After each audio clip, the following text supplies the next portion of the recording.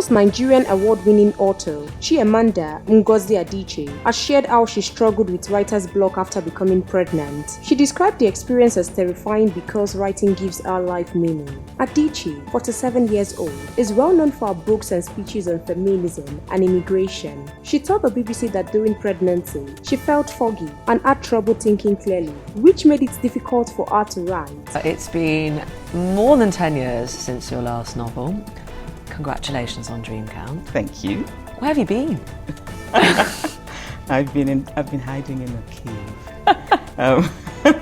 No, I couldn't write for a while, and then I started writing again. What was it, do you think? What was the block? This is what I tell myself to feel better. That sometimes when you want to create, you don't, and that maybe this is a good thing because maybe it shouldn't be easy. Right? Maybe creativity should come with difficulties to somehow make it deeper. This is all to cheer myself up. But I can tell you that when I could not write, it was terrifying. I thought, what if I never write again? And at the same time, in this period, you become a mother. That does something to you, of course, as well. It does. Actually, my block, and I don't like to use that expression because I'm too superstitious, okay. Happened when I became pregnant. Something just changed.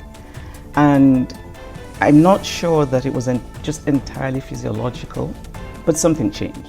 I think we should talk more openly, more honestly about what motherhood is, how wonderful and glorious it is, but also that it comes with a lot for a woman. It asks a lot of a woman.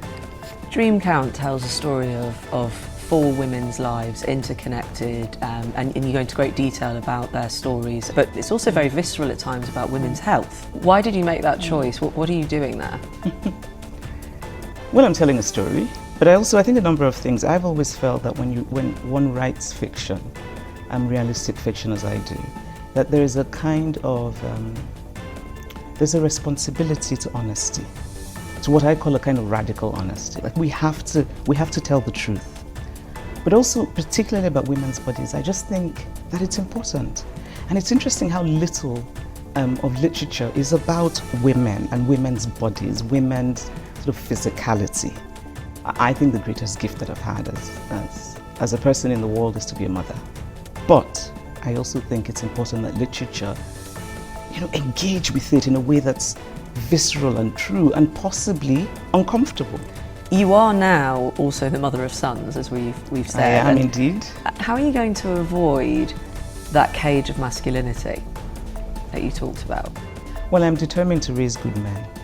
I kind of just thinking about how to make them never feel entitled to women's bodies. I think in general, we could argue that little girls now have women in public life that they can look up to. Women who, in my opinion, are kind of wholesome role models. And so little girls can say, I want to be like that. I don't really think boys have that. What it means is then that this space is occupied by just sort of noxious characters and ideas. And I wish that the good men would stand up.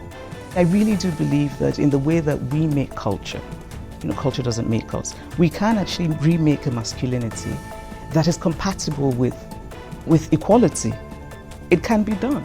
I read in an interview with you, talked about in your utopia there would be no social media and no cancel culture. These were in the Chimamanda utopia. Do you worry that women in particular are being cowed about sharing their opinions? Because we're living in a very hot world. Yeah, I think everyone's being cowed actually. Social media, the way that it exists now, if it continues this way, will limit our imagination.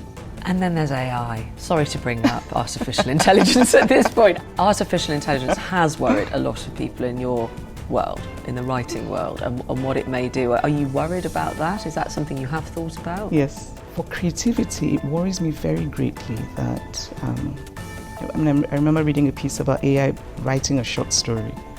And I thought that's not a short story. I mean, that's a kind of, that's chunks of someone else's words and ideas have been fed into a thing and it brings it out, and we shouldn't even call it a short story. I mean, the human creativity and the human imagination, we should never think that we can somehow replace. And so I do worry about that quite a bit. And I also worry about young people who, I mean, this idea that somehow AI can do your work for you, I think it's going to make all of us, if we embrace it widely, increasingly stupid. What are we going to let our brains do for us? As a writer, I care so much about the human imagination, about creativity, about our ability to tell stories. Just imagine our lives without storytelling. And I mean, it would be bleak. What's your thought about this? Drop your opinion in the comment box section below. We'll continue to supply you more trending news updates. Please stay tuned to NaijaNews TV.